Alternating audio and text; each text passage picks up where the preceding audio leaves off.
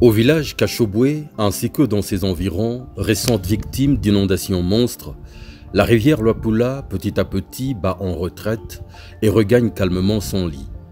Le président Moïse Katumbi poursuivant de jouer sa partition dans le soulagement de très nombreuses victimes de la fureur des eaux.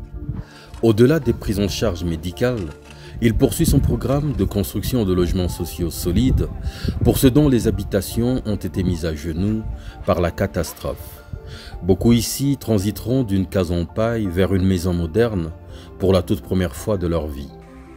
Enchaînant les priorités, il s'est assigné de redonner de l'énergie électrique à la population après que des mains malveillantes avaient vandalisé le dispositif d'éclairage public qu'il installa autrefois sur de très nombreux kilomètres durant les 4 années qu'a duré son exil. Une fois encore, par le moyen de ses propres finances, il a entrepris de doter les villages Kachobwe, Kayindu, ainsi que la cité de Kilwa dans une première phase d'éclairage public.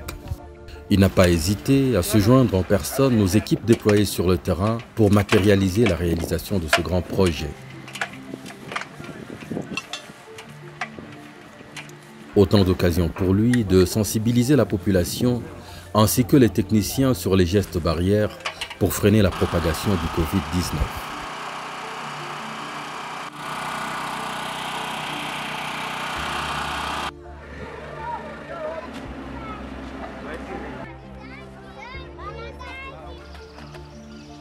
Au bout de quelques semaines, les allées des villages Kachobwe, Kayindu ainsi que celles de la cité de Kilwa pouvaient à nouveau bénéficier de l'éclairage public.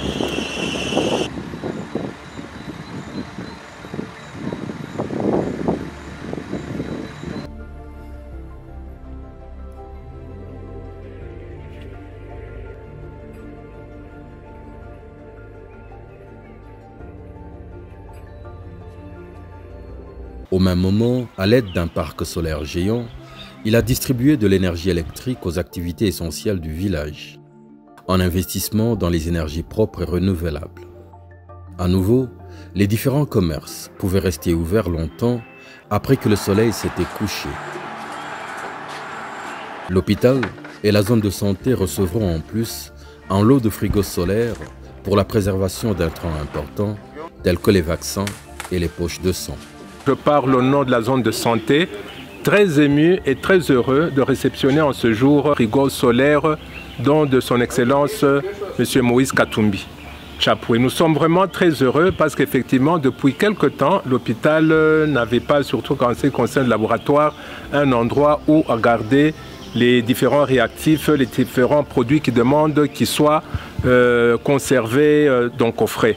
En un temps crucial où la sensibilisation de masse est primordiale pour lutter contre le Covid-19, il a fait bénéficier de la même énergie à la radio communautaire du village. La paroisse n'a pas non plus été oubliée. Si je peux retracer l'histoire, je suis venu ici à Kachobwe comme stagiaire en 2005. C'était l'incarnation de l'enfer. C'était tout noir partout. Et depuis que le président Moïse Katumbi est venu, il a fait beaucoup de promesses et il les a réalisées. Aujourd'hui, Kachobwe est éclairé, c'est maintenant le paradis. Et tout cela, c'est grâce à l'effort du président Katumbi. Et il se bat pour changer ces coins.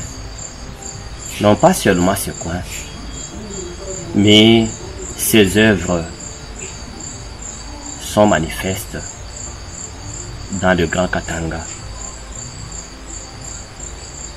Cette lumière qu'on a aujourd'hui, c'est grâce à lui et on est content. Et il a dit, vous n'êtes pas seul, je suis l'homme de tout le monde. Kayindu est éclairé et je vois depuis que le président a mis partout la lumière dans les routes principales d'ici de Kachobwe.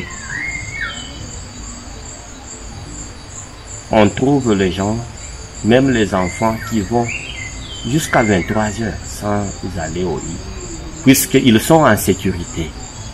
Autrefois, en 2005, on ne pouvait pas se déplacer la nuit.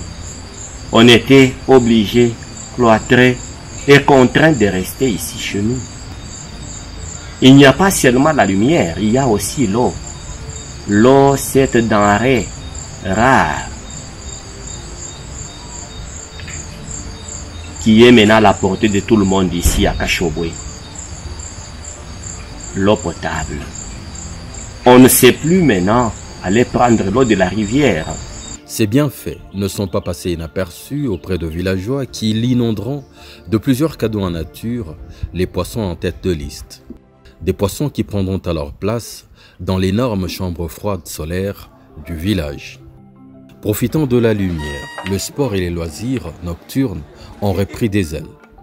Avec le club de tennis parrainé par son épouse, Madame Karine Katumbi, qui multiplie des rencontres vespérales pour booster les talents locaux. Un échantillon de ce que le pouvoir de la volonté peut produire, même dans un village reculé de la RDC, alors qu'au même moment, des grandes cités et villes continuent de placer l'eau et l'électricité au rang de denrées de luxe.